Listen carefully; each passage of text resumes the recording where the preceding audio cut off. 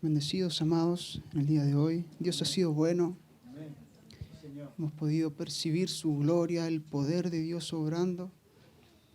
Les voy a pedir que puedan estar concentrados, atentos, por todo el movimiento que sucedió en el ambiente espiritual en esta hora. Les pido concentración porque lo que la palabra de Dios nos va a exhortar el día de hoy va a venir a confirmar por qué Dios hace estas cosas en medio de su pueblo. Porque Dios necesita estos puntos de inflexión en nuestra vida. Porque tú necesitas un toque divino para que tu vida nunca más sea la misma. Tú necesitas del Espíritu Santo de Dios, percibir su poder, percibir la sustancia de lo que es Él. Dios es real, amado. Dios es real. Probablemente, y sobre todo en este siglo XXI, podemos percibir o enfriar mucho estas cosas. La palabra de Dios es nuestro centro, vivimos por la palabra, por sus estatutos, pero estas cosas que suceden para que nuestro espíritu y nuestra alma se evidencien lo que es Dios en sí. Y cuando nosotros estamos en estos momentos, amado, yo podía sentir en mi espíritu cómo Dios quería traer algo sobre la vida. Yo no sabía qué, pero Dios quería traer algo sobre su vida, sobre mi vida. Era la presencia de Dios en este lugar.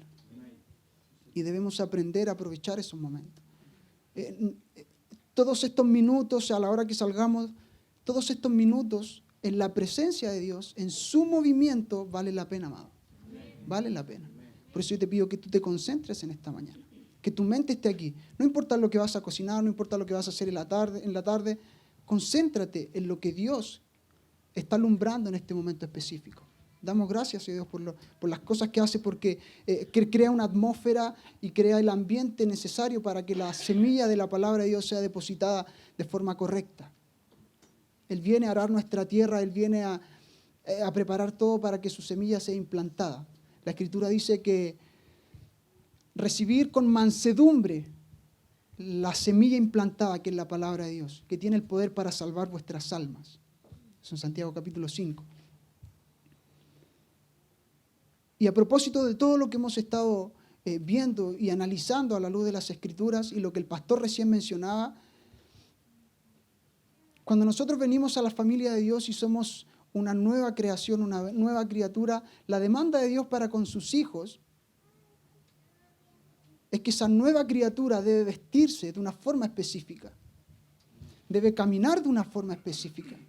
Tú eres una nueva criatura en Dios, tú eres hijo de Dios, pero ahora tú debes comportarte como un hijo de Dios. Hemos redundado mucho en estas cosas durante el último año aproximadamente. Es por eso que Pablo dice, despojados del viejo hombre que está viciado conforme a su propia justicia, a su propia forma de ver la vida. Por eso que en Efesios capítulo 4, y el pastor la semana pasada lo mencionaba, decía, y vestidos del nuevo hombre que es creado según Dios. Dice, en justicia y en santidad de la verdad. ¿Qué es la verdad de Dios? ¿Qué es la verdad? Es su palabra. Juan 17 dice, la oración de Jesús, santifícalos en tu verdad, tu palabra es verdad. Ahora, esa verdad tiene una composición, hay una fórmula dentro de esta palabra o de lo que significa verdad, que es justicia y santidad. Debemos traer justicia a cada faceta, a cada área de nuestra vida. Debemos traer santidad a todo lo que es nuestra alma, a todo lo que es nuestra alma. Dice la Escritura que los deseos de la carne, ¿contra quién batallan? Contra el alma. Contra el alma. Pero la palabra de Dios tiene que venir sobre nuestras vidas para ir purificando nuestra alma hasta un punto de plenitud. Juan 8:31 dice lo siguiente. Juan 8:31 dice lo siguiente: dijo entonces Jesús a los judíos que habían creído en él, dice, si vosotros permanecéis o permaneciereis en mi palabra, seréis verdaderamente mis discípulos. Y conoceréis la verdad, y la verdad os hará libres. Pero hay una condicionante: si permaneces en mi palabra. Ahora, la palabra permanecer, en su significado y en su denotación, significa estar en un estado o en una relación con aquello. Es decir, tu vida, para que conozca la verdad de Cristo, de quién es Él, su palabra, tú tienes que estar posicionado sobre la palabra, en una relación constante con esa palabra. Es por eso que la palabra es nuestra vida. Moisés decía, estas leyes, estos mandamientos son nuestra vida. Ahora, ¿cómo hacemos de la palabra nuestra vida?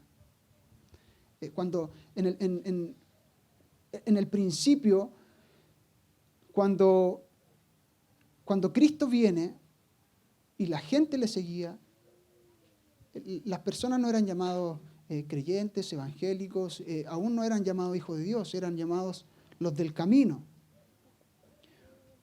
Porque había una especificación de cómo las personas debían caminar en su vida. Había un patrón, había un diseño, había un marco regulador que dirigiría nuestra vida. ¿Cuál es el punto?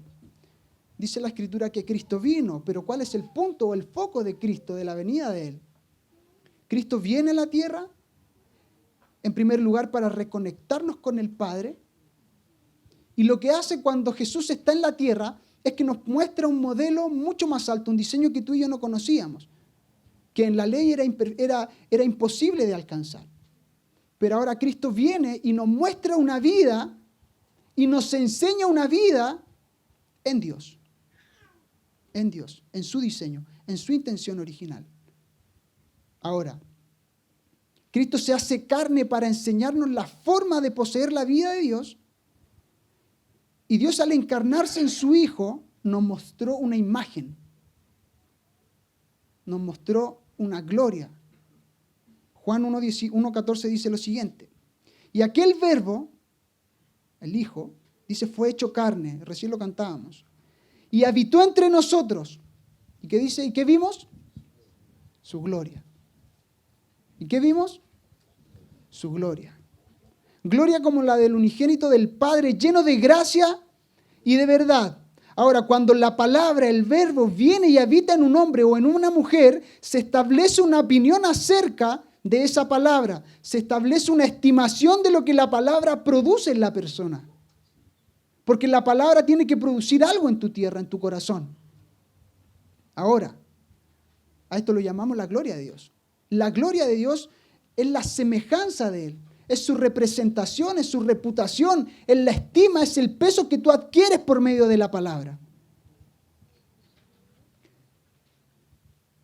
Y Dios ha escogido a los hombres para que carguen la imagen y la semejanza. Es decir, la gloria de Dios no puede ser conocida ni estudiada en la tierra, sino es a través de las personas que cargan esa gloria. Dile a tu hermano que está al lado, dile, tú cargas la gloria de Dios. Sé convincente, amado. Sé convincente. Tú cargas la gloria de Dios. Ahora, Juan 1:18 en el mismo capítulo dice, a Dios nadie le vio jamás. El unigénito Hijo que está en el seno del Padre, Él le ha dado a conocer. La imagen del Hijo, Cristo mismo, le ha dado a conocer. Ahora, tú en tus fuerzas, yo en mi fuerza, en mi propio entendimiento acerca de la vida, jamás podemos mostrar esta imagen, representarle. Gloria en el Nuevo Testamento es doxa y significa una opinión, una estimación de algo, es la reputación. Por lo tanto, ahora tenemos este principio de representatividad que hemos visto y estudiado por mucho tiempo. Y entonces tú puedes ver ahora cómo Cristo nunca dejó la tierra. Cuando Jesús está en la cena y parte el pan con sus discípulos, lo que Él estaba, dice, este es mi cuerpo que por vosotros es partido. ¿Por qué Él diría, este es mi cuerpo? Si su cuerpo era físico. Pero Cristo estaba metafóricamente hablándole a sus discípulos y le estaba entregando algo que los iba a habilitar a ellos para cumplir los propósitos de Dios en la tierra. Lo que él partía no era pan, era su cuerpo, era la gracia depositada sobre 12 hombres para que llenaran la tierra con su gloria.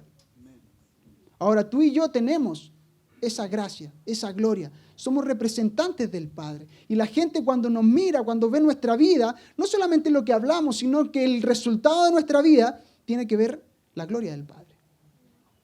Tiene que ver su reputación. Tiene que ver su peso. Decimos en este tiempo, no cuentes cuántas personas somos en la iglesia. Mucho tiempo se estimaba una iglesia por el número de personas que asistía. Sí, pésanos. Pesa nuestras vidas. Porque en Dios no nos va a evaluar por cuántas personas somos en una iglesia. Dios nos va a evaluar y Dios nos va a juzgar de acuerdo al patrón y al diseño que Él ha establecido, que es Cristo. Es por eso que es tan importante vivir una vida de santificación, de ser apartados para Él, de cómo la gloria y la gracia de Dios y la verdad de su palabra inundan nuestra vida para limpiar todo aquello que es impreciso en nuestra vida. Estoy apuntando a un lado, estoy dando algunas ideas que ya hemos visto, pero quiero que pongan atención en lo siguiente. Cuando hablamos que nosotros poseemos la gloria de Dios, que poseemos una reputación, tú y yo tenemos una reputación en el lugar donde nos desenvolvemos. Delante de ti va una reputación, una estimación o un peso que las personas perciben de ti. Ahora, antes que tú llegues, va esa reputación delante de ti y crea un ambiente, crea una atmósfera que determina cómo las personas te van a recibir. Ahora tú como hijo de Dios y yo como hijo de Dios, que portamos la reputación de Dios, le representamos a Él en el lugar donde nosotros vamos. La pregunta obvia es la siguiente. ¿Qué estimación o qué valor, qué reputación tienes delante de los hombres? ¿Qué reputación, qué estimación tienes delante de Dios? Esto es fundamental, amados, porque determina el desarrollo de nuestra vida en Cristo. Determina lo que nosotros estamos reflejando, expresando. Hoy decimos, no presentamos a Cristo, no presentamos a Dios, le expresamos. No decimos ni nos llenamos la boca con cosas, sino que somos lo que decimos y lo que declaramos.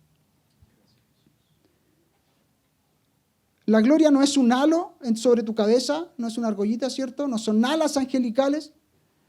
Mucho tiempo perdimos el rumbo acerca de esas cosas, creyendo que la gloria de Dios eran cosas místicas.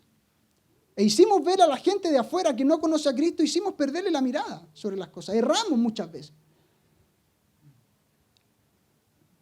La gloria de Dios en nosotros es la reputación, es el modelo, es el carácter, es el diseño, la naturaleza de quien gobierna nuestras vidas. Esa es la intención original de Dios. Ese es el principio. Cuando Dios en el principio crea a Adán y Eva, ¿cuál era la función? ¿Cuál era la función y por qué? ¿Cuál era el propósito de Dios crear al hombre, a la mujer? Dice que a imagen y semejanza de Dios los creó. Ahora Dios, entonces nosotros podemos ver cómo Dios entra en el reposo en el séptimo día. ¿Por qué entraría en el reposo? Porque ahora tiene un hombre, una mujer, a la humanidad que le representarían sobre toda la tierra. Pero el hombre decide vivir por su propia mirada de la vida. Decide actuar y dirigirse en su vida acerca de las propias ideas y de su propia imaginación en cuanto a Dios se trataba. Adán, en el principio, y debemos entender el pecado original de la humanidad, que no son conceptos morales o éticos, adulterio, fornicación, robo, asesinatos. Ese no es el pecado original, ese es el producto del pecado original. El pecado original en el principio fue que el hombre decidió vivir bajo su propia mirada y se desconectó de su padre. Ese es el pecado original. Lo llamamos la desconexión eterna. Pero desde el punto de vista que vemos esa separación, es que suceden todas las otras cosas que son periféricas al pecado original. Son periféricas. No decimos que puedes cometer las otras cosas mientras estás conectado a Dios. No. En la medida que la palabra viene a tu vida, esas cosas van siendo limpiadas de ti, hasta llegar a una posición de plenitud y de madurez. Todo en Dios es progresivo. Cuando en el antiguo pacto, en el tabernáculo de Moisés, existían 3 lugares, 3 posiciones: el atrio, el lugar santo y el lugar santísimo. Todos podían estar en el atrio. Todos podían entrar. Eso habla de nuestra salvación. La salvación es para todos, amados. Pero no todos pueden avanzar al lugar santo. No todos pueden entrar al lugar santísimo. No porque Dios no lo quiera. Ahora, en Hebreos tú puedes leer cómo el sacrificio de Cristo nos da la oportunidad y nos permite entrar a través del velo por el camino de la cruz al lugar santísimo. Hay un libre acceso. Pero tú tienes que querer ir a ese lugar. Es por eso que en la iglesia Dios muchas veces trabaja con remanentes, como decía el pastor. Nosotros quisiéramos que fueran todos y todos llegáramos a una medida, pero Dios conoce el corazón del hombre. Algunos van a querer simplemente lidiar con su salvación y decir, ok, yo soy salvo, voy al cielo, voy con Dios, y eso está bien, amado. Tú no te irás al infierno, te irás con Dios, lo que sea. El punto es que Dios siempre demanda algo más. Que tú vayas un paso más adelante para que la plenitud de Dios, todo lo que es Él, tú lo puedas expresar en la tierra. Si tú te manejas en el ámbito simplemente de la salvación y las cosas aledañas a tu vida y a tu salvación, como edificar tu vida, formar tu corazón, limpiar tu alma y tu corazón de la inmundicia, son secundarias para ti, ok, Dios te deja tranquilo. Pero Dios le muestra una medida mayor a aquellos que tienen hambre y sed de su justicia. Aquellos son los que pueden representar la imagen de Dios. Porque, amado, Dios no le da su imagen a cualquier persona. Dios no le da la imagen a cualquier persona. Ahora, cuando nosotros miramos, por ejemplo, las 3 fiestas que Israel celebraba, también era una progresión.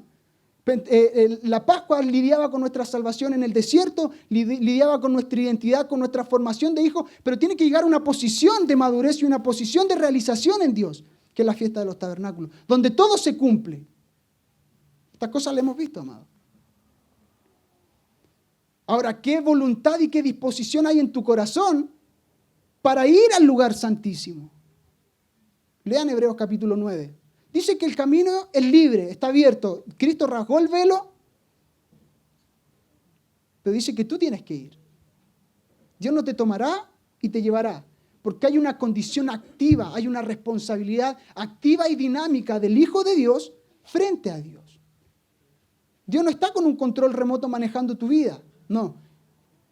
Él eventualmente dirige tu vida a través de su palabra, pero porque tú estás sobre su palabra, porque tú permaneces sobre su palabra. Amén. Miremos esto, Romanos 3:23 dice lo siguiente. Dice, por cuanto todos pecaron y están destituidos de la gloria de Dios. Por cuanto todos pecaron y están destituidos de la gloria de Dios. Pecado es de la raíz hamartía, que significa errar en el blanco, perder la marca. Y como la definición es en términos de una competencia, dice errar en el blanco y así no participar del premio. ¿Quién es el premio? Cristo es el premio, su semejanza es el premio. El premio no es la salvación. La salvación ha sido dada gratuitamente sobre tu vida. El premio es algo por lo que nosotros corremos, es algo por lo que nosotros eventualmente, como Pablo lo exponía, corría una carrera para llegar a una posición de plenitud, que es la semejanza de Cristo.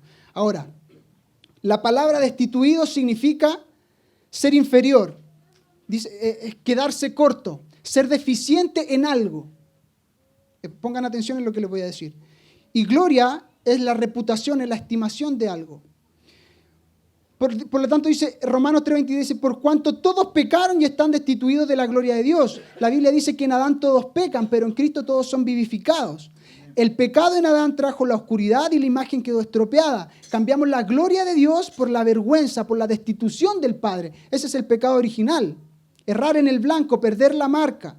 Y esto es desconectarse de Dios. Ese es el diseño original, la intención que siempre tuvo Dios sobre la humanidad. Y ahora voy a parafrasear este verbo. Dice, por cuanto todos erraron en el blanco, por cuanto, y tenme en mente esto, Adán quiso vivir por su propia voluntad, por lo que él estimaba de la vida. Dice, por cuanto todos erraron en el blanco, fueron deficientes en llevar la reputación de Dios. Por cuanto Adán quiso dirigirse por su mirada de la vida, él quiso alcanzar la reputación y la gloria de Dios, pero quedó deficiente. Por eso tú puedes ver que cuando Adán en el Edén, dice que se cubrieron con hojas de higuera. Porque la gloria los había dejado. Era su vestido, era su reputación lo que a ellos le generaba una imagen hacia la creación. Pero eso lo perdieron por vergüenza. Ahora él quiso cubrirse de algo, pero quedó corto. Fue deficiente en su función. ¿Me estás entendiendo? Ahora, como el hombre quiso desconectarse de su propósito original en su propia función y percepción de dirigirse en la vida, quedó corto en representar a Dios. Fue deficiente en cargar la gloria. Y amado, hablamos de aquellos que conocen a Dios, que son creyentes dentro de la iglesia. Venido Cristo ahora, en Él todos somos vivificados. Tenemos una nueva vida, somos nueva criatura. Y nos ha dado vida y vida en abundancia.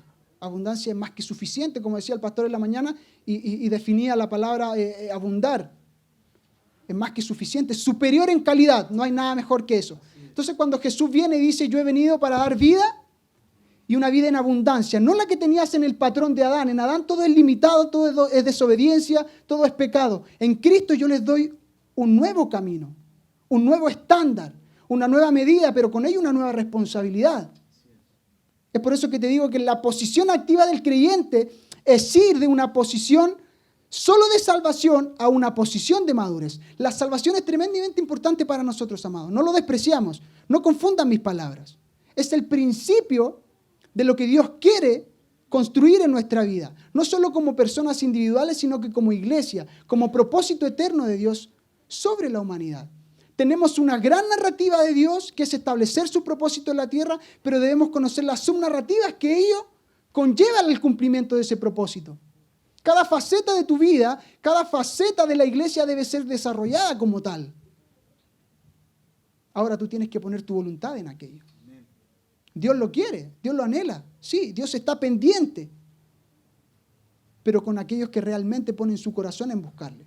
Entonces se cumple la ley que Manuel nos mencionaba hace unos domingos atrás del sí y entonces.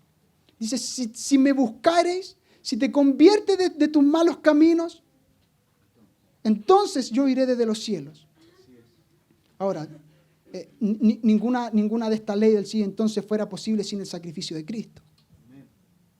No se puede, no podemos llegar a esa posición. En esta posición de hijos, donde cargamos la reputación del Padre, es que hay una nueva demanda y la gloria de Dios siempre va a estar, la gloria de Dios siempre va a ser visible en una iglesia legítima de Dios sobre la tierra, en hijos que son legítimos dentro de su familia. Isaías 6:3 dice lo siguiente: el uno al otro daba voces diciendo, Santo, Santo, Santo es Jehová de los ejércitos. Dice, toda la tierra está llena de su gloria. Llevamos la reputación de Dios. Y en términos del Antiguo Testamento, cuando hablaban de la gloria de Dios, muchas veces se refería principalmente a las manifestaciones visibles. Por ejemplo, en el desierto, cómo Dios guiaba a su pueblo con una columna de fuego, con una nube, y la alimentación de su pueblo en el desierto, en el maná, la roca que salía agua. Y tú puedes ver todas esas son dimensiones e imágenes poderosas de lo que es Dios, de lo que es Dios. Sin embargo, en el Nuevo Testamento, esa representatividad o esa relación de la gloria de Dios, en términos de Pablo, lo habla como una representación, pero en términos de la familia de Dios, de cómo el espíritu de adopción viene sobre nosotros y ahora podemos ser llamados hijos de Dios y pertenecemos a la familia de Dios, pertenecemos a la casa de Dios. Es lo que es la justificación, que es como el Espíritu Santo viene sobre nosotros y nos da y nos convence de que somos pecadores, pero a la vez nos reconecta con el Padre y nos da esta nueva posición de hijos de Dios. Y en este sentido, la gloria de Dios viene sobre las casas, sobre las casas. Ageo 2:9 dice lo siguiente: la gloria postrera de esta casa será mayor que la primera, ha dicho Jehová de los ejércitos. Y casa en el hebreo es bayit, que viene de baná, lo hemos visto, que viene de la raíz ben, y ben significa hijo. ¿Cuántos recuerdan lo que significa hijo? ¿Cuántos recuerdan eso? Ben significa hijo, significa constructor del nombre de una familia. ¿Qué es eso? Reputación. Eso es reputación. Dios edifica su casa con hijos. Dios edifica su casa con hijos. Y los hijos son los que generan, o los que establecen la reputación de esa casa. Son los que levantan el nombre de esa casa. Por lo tanto, tú y yo, como hijos de Dios, parte de la familia de Dios, somos responsables de levantar y expresar la reputación y la imagen de Dios. ¿Amén? Ahora, la pregunta nuevamente obvia es: ¿qué imagen, qué reputación estamos expresando? La imagen y la semejanza de Dios, su reputación en la tierra debe ser administrada por hijos legítimos. ¿Amén? ¿Están entendiendo esta cosa, amados? ¿Sí? Ahora viene la parte mala. Viene la parte que no nos gusta. Viene la parte que viene a alumbrar nuestras almas, a alumbrar nuestras tinieblas. Y es lo que tenemos que ser perfeccionados. Es lo que tenemos que ser perfeccionados. No debemos crear una percepción negativa de quién es Dios. Cuando las personas nos estudian, deben ver la luz creciente de Dios, la iluminación dentro de nosotros, que es la expresión de Dios. Pero miren lo que sucede. Ahora, cuando Dios da los 10 mandamientos, creo que el segundo mandamiento no lo recuerdo, y voy a traer este mandamiento al día de hoy. Dice Éxodo 20, dice: no harás imagen. No harás imagen. Porque Dios le diría a su pueblo: no harás una imagen de mí.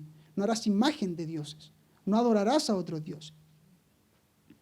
Y probablemente ningún creyente, ningún hijo de Dios en el siglo XXI ande con una imagen, ¿cierto? Ande con una virgen o con un talladito de Dios sobre que le rinda culto, digamos, a la figura misma. Probablemente eso no sucede como creyentes. El punto es que podemos poner cosas externas en el lugar que le pertenece a Dios en nuestra vida y que pueden convertirse en ídolos sobre nosotros. Eso puede ser tu matrimonio, tus hijos, tu trabajo, tu esposo, tu esposa. No lo sé, incluso la iglesia puede ocupar el primer lugar, pero el primer lugar es de Dios, amado. El primer lugar de Dios.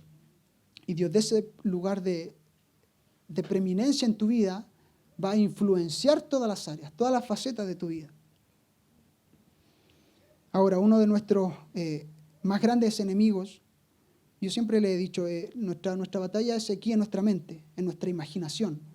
Cómo cada uno de nosotros tiene, estoy hablando de los creyentes dentro de la iglesia, amado, cómo cada uno tiene una propia percepción acerca de lo que es Dios. Cómo cada uno tiene una propia percepción acerca de cómo debo conducir mi vida como hijo de Dios. Porque decimos que somos hijos de Dios, pero tenemos una percepción propia acerca de las cosas de Dios. Eso es porque no estudiamos la palabra. Eso es porque estamos aquí, escuchamos, pero nuestra tierra no está recibiendo la semilla de la palabra de Dios para ser edificados. Por eso que yo te digo que tu voluntad es fundamental en esto. Si tú no pones tu voluntad en hacer la voluntad del Padre, vivirás en fracaso, amado. Perdona que te lo diga de esta forma, pero es así. Entonces tú verás tus relaciones quebradas, verás todo patrón en tu vida fracturado, lo que la Escritura denomina como ruina. Cuando el hijo pródigo se desconecta del ambiente de su padre, dice que cuando él vuelve, dice: mi hijo se había perdido, muerto era. La palabra perdido ahí habla de una destitución espiritual, habla de una ruina no del ser en sí, sino que del bienestar de la persona. Y tú puedes ver cómo termina el hijo pródigo. Tú puedes estudiarlo mucho más. Es lo mismo que le pasó a Adán. Adán se desconecta del padre y ahora él debe vivir por el sudor de su frente. Ahora la mujer, al dar a luz, tiene que sufrir los dolores de parto. Pero eso no era el propósito original de Dios. Esa no era la intención original de Dios. La intención original de Dios era que el hombre se guiara bajo el mandato de lo que su padre le diría acerca de su vida. En ese sentido, el hombre gobernaría y administraría todas las cosas en la tierra. Amén. Uno de nuestros más grandes enemigos es la imaginación. Todo el mundo hoy tiene una opinión de lo que es correcto y apropiado en términos de nuestra vida como creyentes e hijos de Dios. Y hemos traído mucha confusión al mundo respecto a esto. Por eso muchas personas no creen en Dios. porque uno le dijo algo, otro lo vio comportándose de otra forma y otro pone otro modelo. Entonces, ¿quién es Dios? La Escritura dice en Proverbios 14:12, dice, hay camino que al hombre le parece derecho, pero su fin es camino de muerte. Proverbios 3:7 dice, no seas sabio en tu propia opinión, sino teme a Jehová y guarda sus mandamientos. Por eso Jesús tenía tan claro este modelo y decía, aún Jesús pudo haber tenido su propia voluntad, porque era un ser humano con voluntad y con decisión propia. Pero él entendía que si su voluntad no era la voluntad del Padre, iba a ser como todos los demás hombres desde Adán. Pero él entendía que el patrón, que el diseño, era despojarse de su voluntad, despojarse de su reputación para adquirir la reputación de otro. En Juan 17, cuando él está orando, tú puedes ver cómo él dice, Padre, la gloria que yo tenía antes, cuando él era en la eternidad, antes de ser encarnado. Dice, devuélvemela, dámela de nuevo. ¿Para qué? Pero no era para sí mismo, era para entregarla a sus discípulos, a la tierra. Ahora ellos representarían todo lo que era Dios en la tierra. Pero elegimos el camino de la desobediencia, elegimos el camino de la independencia y de nuestra propia percepción de dirigir nuestra vida. Y amado, tú tienes que hacer un análisis en tu vida acerca de las cosas. Por eso yo te decía en un principio, debemos traer justicia. ¿Qué es justicia? Es el diseño de Dios, es el patrón establecido de Dios en nuestra vida. Pero no solamente cuando tú te desenvuelves en la iglesia. En cada área de tu vida, la justicia de Dios tiene que venir e influenciarla. Toda faceta, amado. Toda, absolutamente toda. Desde tu cuerpo físico hasta las cosas internas de tu corazón. Absolutamente todo. El hombre en Adán, el cuerpo humano en Adán, muere también. Nosotros eventualmente vamos a morir en un tiempo. Pero aún eso tiene que ser glorificado en nuestros cuerpos. Pero Dios lo que está haciendo en este momento es purificando nuestras almas. Constantemente a través de la palabra. Lo que dice Santiago 5. Recibid con mansedumbre la palabra implantada, la cual puede salvar vuestras almas. Pero hay un corazón, hay una mansedumbre que viene de parte de nosotros. No cuestionadora, sino que viendo que esa palabra edifica mi vida a un patrón mayor, a un molde mayor. Amén. No seas sabio en tu propia opinión. No formes tu propia ideología de vida. No formes tu propia filosofía en base a tus fracasos, a tus errores, a lo que tú percibes de lo que es Dios. Y una de las cosas más importantes, amado, y muy fácil de demostrar esto, es cómo la gente administra sus finanzas dentro de la iglesia. En la iglesia es muy incómodo hablar de finanzas. Pareciera que todos empiezan a mirar así como para el lado, para arriba, y pareciera que nadie quiere enfrentar estas cosas. Pero la realidad es que la administración de las finanzas, y pongo el ejemplo de las finanzas porque es un ejemplo que sirve para todo.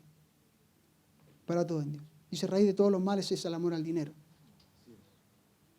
Pero anda que en la iglesia no se puede hablar de finanzas muchas veces, no porque la Biblia no sea clara acerca de la administración de las finanzas, sino que la interpretación de la administración es errónea. Y tú sabes que la Biblia no es interpretación personal. Tú sabes que la Escritura no es interpretación personal. Se han establecido verdades alejadas de las Escrituras que traen conformismo, amado. Mediocridad a los hijos de Dios. Vidas pecaminosas establecidas sobre doctrinas humanas. Tú puedes conocer la hipergracia y que somos santos pecadores y que Dios entiende nuestra debilidad y que, bueno, me voy a ir al cielo y no importa. Eso es mediocridad, amado. Eso es mediocridad. Si tú no quieres lidiar con las cosas internas de tu corazón, bueno, Dios te va a recibir probablemente si tú le reconoces como tu Señor y Salvador. Tú eres salvo. Probablemente te vas a ir al cielo. Pero la demanda de Dios es otra sobre tu vida. Por eso que Pablo dice, prosigo a la meta, al premio del supremo llamamiento. Es una carrera que hay que correr. Ahora, cuando vivimos de esta forma pecaminosa, apartados de Dios, bajo nuestra propia mirada de la vida y no veas simplemente los pecados éticos o morales, amado. Anda a la posición inicial de que tú quieres dirigir tu vida como a ti se te planta, como tú quieres. Partamos desde ese punto. Porque las otras cosas son periféricas. Ahora, lo que estamos haciendo cuando estamos en esa posición es destrozando la imagen de Dios. Estamos destrozando su justicia, su santidad, su gloria para con el mundo. Porque Dios sigue siendo el mismo. Dios sigue siendo el mismo. Pero en tu mandato, en el diseño que Dios ha querido depositar sobre tu vida, en tu propósito, tú estás cerrando en el blanco. Tú estás cerrando en el blanco. Estás perdiendo la marca. Estás nublando la vista de tu camino. Porque no estás sustentado en la doctrina, en la palabra de Dios. Porque decides vivir tu vida como tú quieres. Ahora, tú vienes, tú puedes estar en este lugar, pero tú no estás escuchando nada de lo que yo estoy diciendo. Tu espíritu no es sensible a la voz detrás de la voz. ¿Me estás entendiendo lo que quiero decir? No podemos ser permisivos, amados, con el pecado. Un hijo de Dios no es un pecador. Tenemos que venir a la posición y postura donde nos enseñoreamos del pecado. Dice en Hebreo, en Génesis, Dios hablándole a Caín, le dice, el pecado está a la puerta. Siempre. Y el pecado está alrededor de nosotros, amados. Satanás viene sobre nuestra vida, no viene como un hombre malvado, con perversidad, con opresión sobre tu vida. Dice que él se viste de ángel de luz. Por lo tanto, esas cosas te parecen atractivas y tú crees que estás tomando la decisión más sabia de tu vida, pero lo que estás haciendo es que no tienes vista espiritual para ver las cosas que están detrás de esa luz.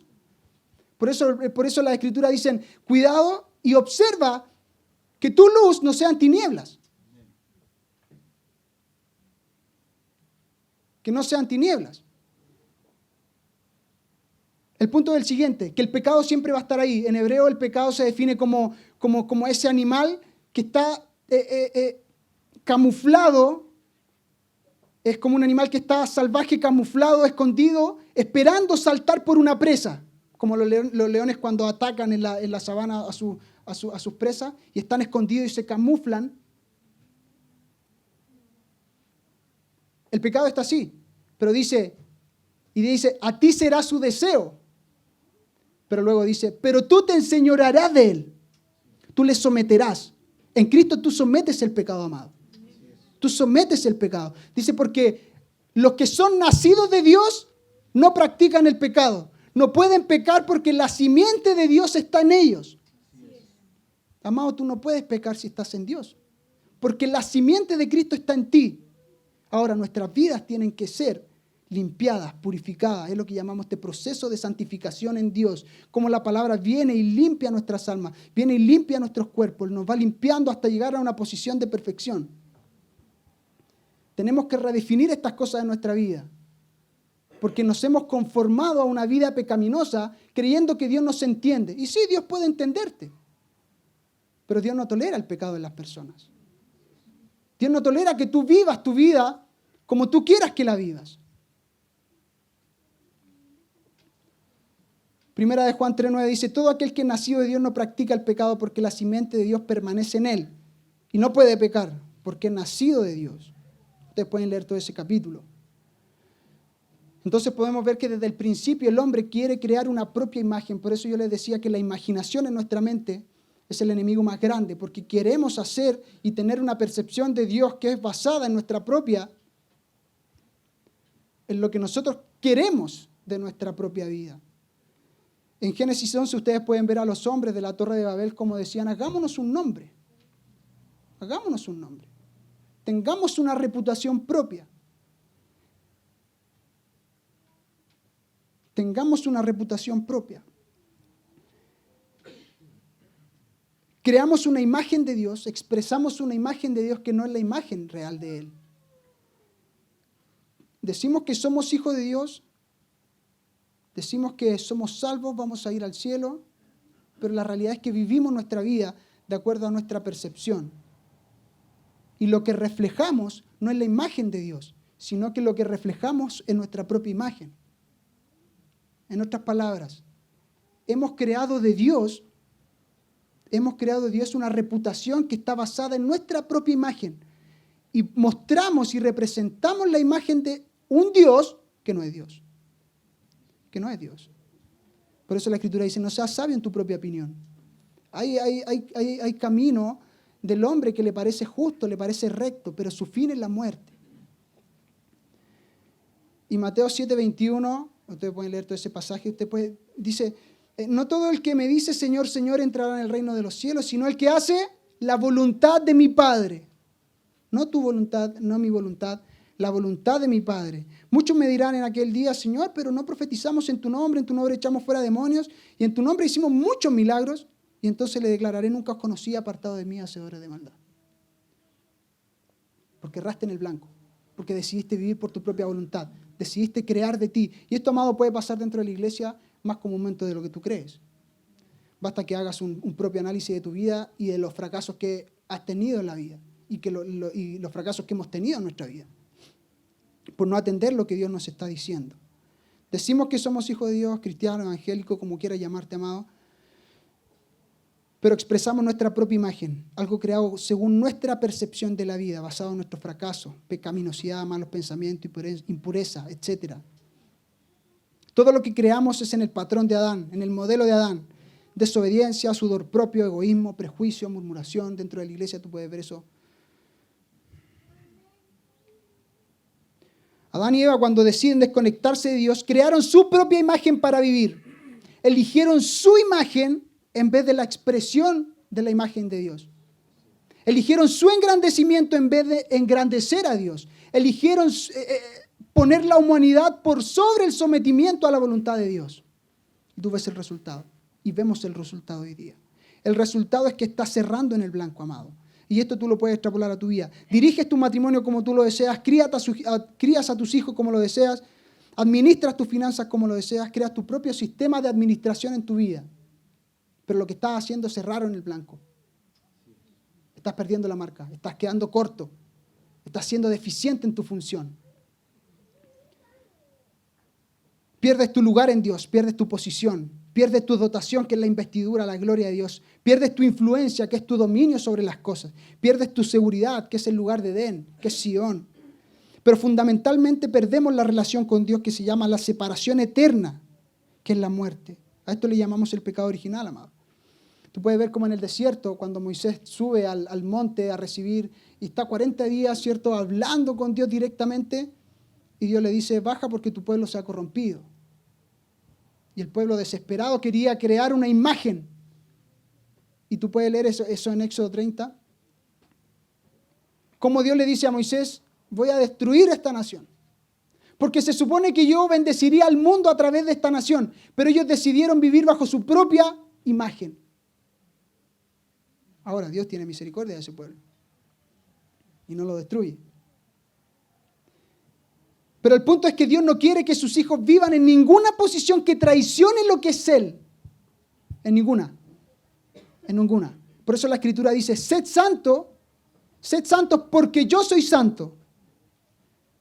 Es por eso que una de las demandas más grandes que tenemos como casa de fe, y no solo como iglesia global, sino que particularmente como casa de fe, amado, le estoy hablando a ustedes hoy día, es que debemos encarnar la palabra de Dios y todo lo que hemos sido enseñados, porque mediante vamos obedeciendo y caminando sobre esa palabra, nuestras vidas van siendo purificadas, nuestras vidas van siendo edificadas, vamos representando al Padre y todo lo que expresamos es la imagen de su Hijo, es el amor de Dios, lo que hablaba el pastor en la mañana.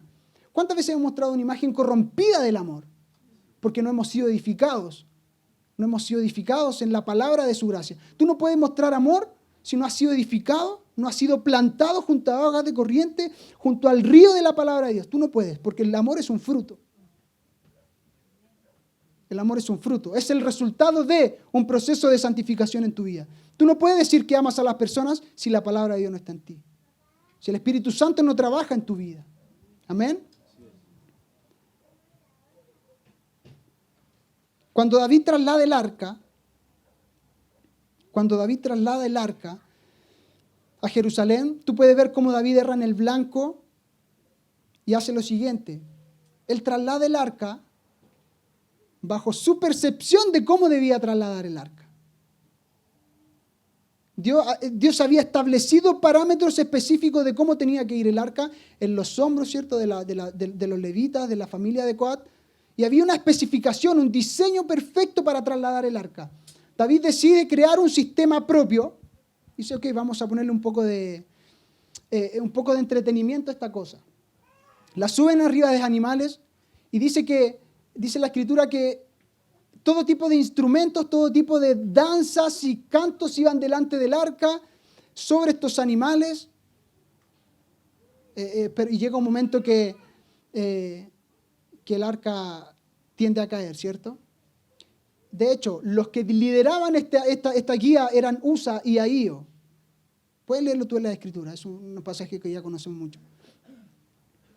Ahío significa fraternidad, hermandad, amistad, amigo. Usa significa fuerza. Y tú puedes aquí ver, tú no puedes manipular a Dios, amado. Dios estableció un principio y un diseño para cargar lo que sería y lo que garantizaba la presencia de Dios en el pueblo, que era el arca. Ahora tú decides administrar esa presencia como a ti te gusta y el resultado es que hay muerte. Usa extendió su mano con el arca y murió.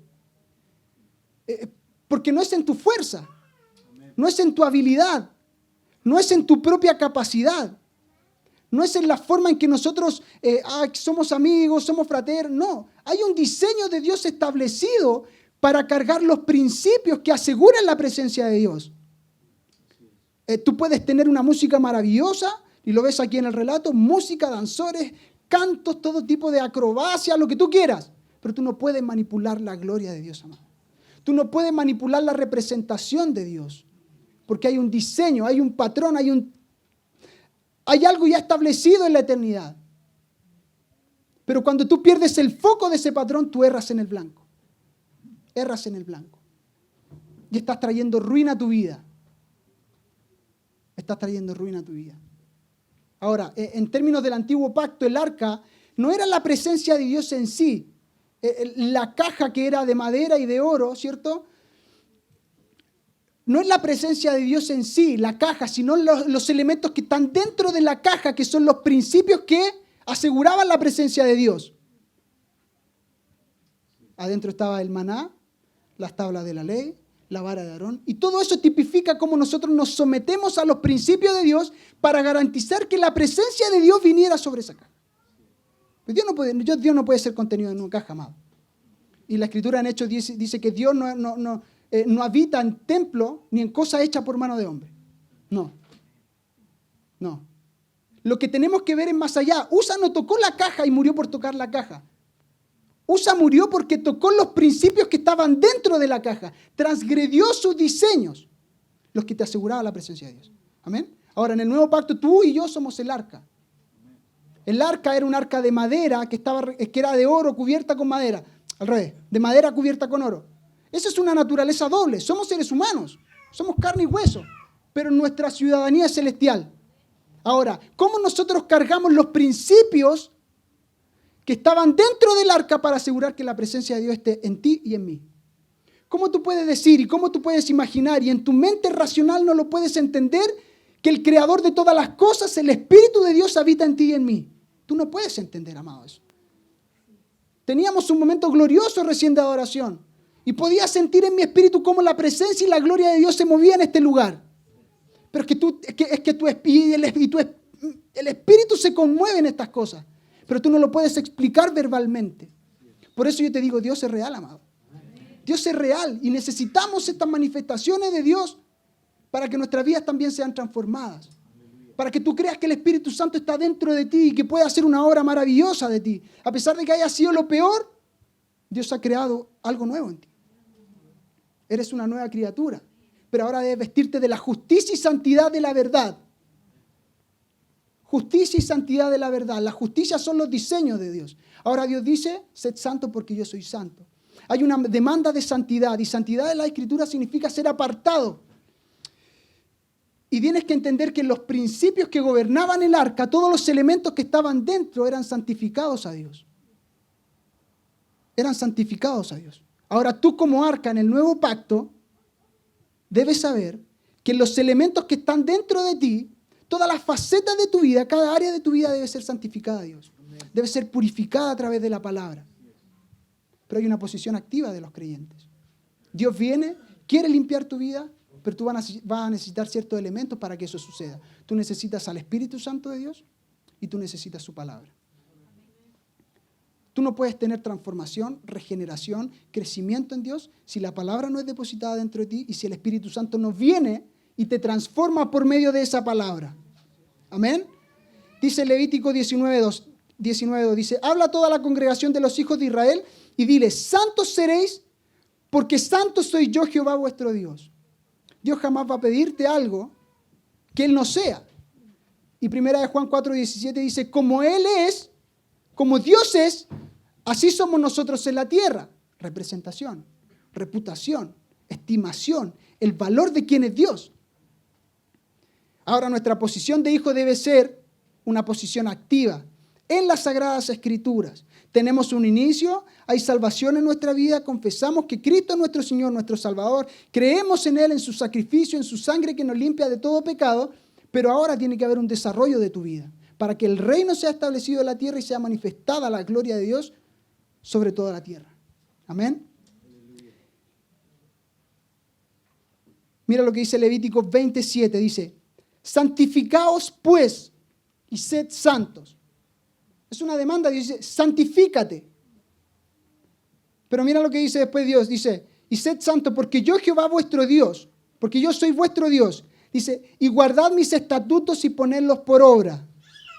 Yo Jehová os santifico. Entonces tú dices, pucha, o sea, ¿me santifico yo o me santifica Dios? ¿Cómo es esto? ¿Dios se contradice? Absolutamente no.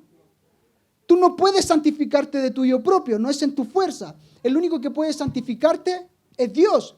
Pero Dios para santificarte necesita que depositar algo sobre tu vida, que es la palabra de Dios. Por eso tú vienes a este lugar, tú pones tu voluntad en venir cada día a este lugar a escuchar su palabra, para que esa palabra sea depositada en ti, para que el Espíritu Santo venga y la transforme dentro de tu corazón, dentro de tu vida.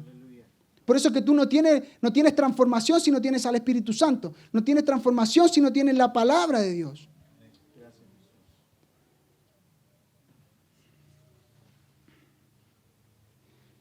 Juan 8:31, de nuevo.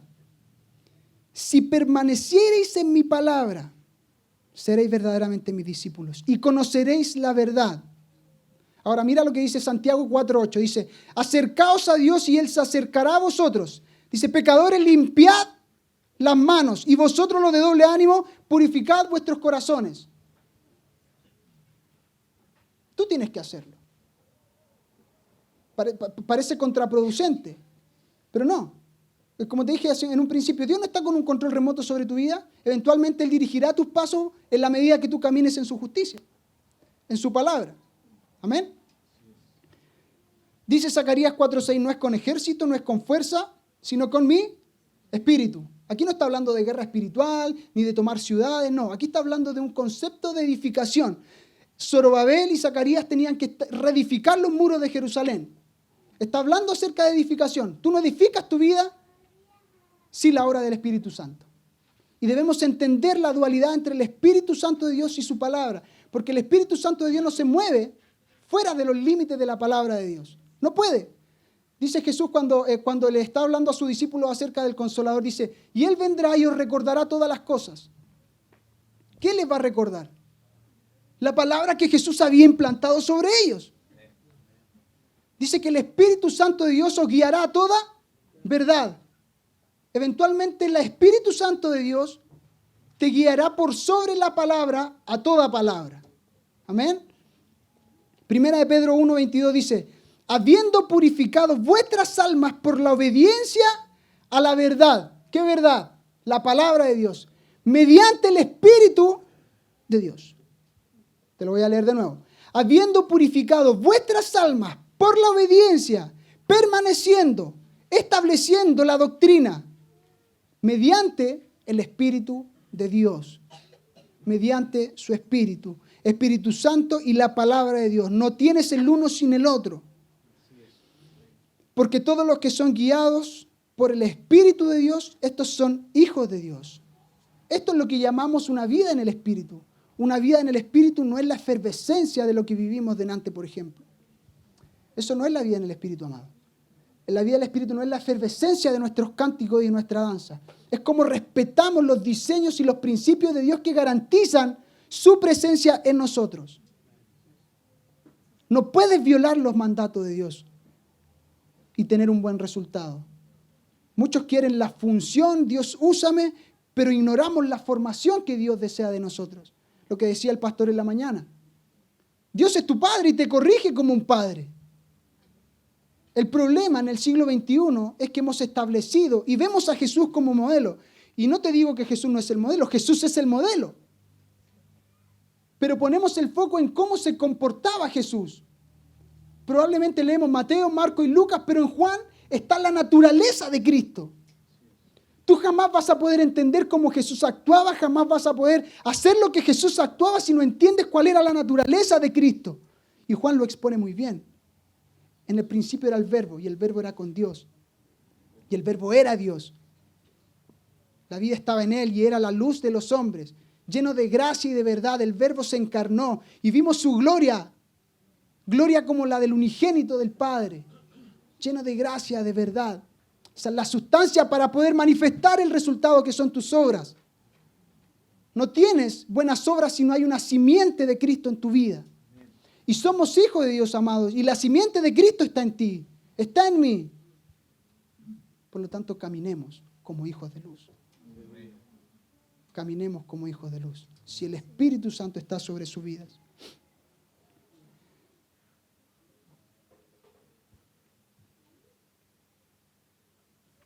Pablo dice, yo planté, Apolo regó, pero el crecimiento de nuestra vida lo da Dios. Así es como la sensibilidad del Espíritu obra en nosotros. Así es como la sensibilidad de su poder y de su magnificencia viene sobre nosotros, establecido sobre la doctrina de Dios. Es por eso que, y tú puedes ver el paralelismo de la iglesia primera, como decía, y perseveraban en la doctrina, en la comunión, en las oraciones, partimiento del pan. Son los mismos elementos que tú puedes ver. Eran las sombras y las figuras que se establecían en el arca del pacto, que están representadas en una vida sometida a las Escrituras. Ahora, debes saber que el Espíritu Santo no es quien pone la palabra en ti. Tú eres quien tiene que poner la palabra en tu vida. Tú tienes que someterte a esa palabra. Tú vienes, por eso yo digo que pones tu voluntad en escuchar la palabra de Dios. Por eso que vienes a este lugar, te disciplinas. Llamado a la disciplina a nadie le gusta. Tú, para que la palabra se convierta, se haga real en tu vida, tienes que practicarla, disciplinarte en ella, entrenarte en ella. Es como cuando van al gimnasio. Es por eso que los gimnasios hacen esos contratos anuales, porque saben que las personas van a empezar los primeros meses y después no van a ir más. Tú tienes que ejercitarte en esto, amado. Es un ejercicio constante sobre la palabra. La disciplina, y amado, al ser humano no le gusta la disciplina. Pero tú tienes que hacer una disciplina de caminar sobre la palabra. Tienes que hacer una disciplina de vivir en el Espíritu para que el resultado de toda tu vida sea la expresión de Dios. Sea el amor perfecto de Dios y no el amor que tú crees que Dios es. Lo que hablaba el pastor en la mañana. No, yo te amo con el amor de Dios, pero no conoces un ápice del amor de Dios. Es una demanda altísima, una responsabilidad. No hay santificación en nuestras vidas sin el Espíritu de Dios y su palabra. Es un acto progresivo. 2 Corintios 5:4 dice, porque asimismo los que estamos en este tabernáculo gemimos con angustia porque no quisiéramos ser desnudados sino revestidos. Dice, para que lo mortal sea absorbido por la vida de Dios. Eventualmente tu vida y mi vida irán siendo absorbidas por la vida de Dios. La pecaminosidad de tu vida será absorbida por todo lo que es Dios hasta que tú llegues a una posición de plenitud. Es por eso que es tan importante nuestra formación en la mañana, en nuestros discipulados, lunes, martes, miércoles. Porque la palabra va limpiando nuestras vidas. Ahora tú tienes que salir de estas 4 paredes y vivir esa palabra. No hay una vida en el Espíritu si tú no sales de estas 4 paredes y vives cada una de las palabras que han sido exhortadas sobre tu vida. Amén. Tu responsabilidad como hijo de Dios es poner la palabra de Dios en ti. Por eso que tenemos padres espirituales, por eso que tenemos pastores, los que nos lideran, los que nos guían. La Biblia dice acerca de los pastores que velan por nuestras almas. Esto que hacemos aquí es velar por nuestras almas. Como implanta una doctrina sobre tu vida. Pero hay que recibirla con mansedumbre. Nuestra función, permanecer en su palabra, despojarnos del viejo hombre, vestirnos del nuevo hombre que es creado no según mi imaginación o de lo que yo creo que es, sino que es creado según Dios. Por eso la palabra y la palabra es nuestro centro. Vivimos y giramos por medio de la palabra. Por eso que es tan importante. Los pasos de los justos, dice la Escritura, son ordenados por el Señor. Esto no significa que Dios esté controlándonos constantemente con un control. Más bien Él ordena nuestros pasos por cómo caminamos en obediencia a su palabra. Cada paso será definido por el Señor, pero Dios necesita tu cooperación para dirigirte. David dice, lámparas a mis pies, tu palabra y lumbrera en mi camino. Abre mis ojos para que pueda ver las cosas maravillosas en tu ley, decía David. Dice, envíame tu luz y tu verdad.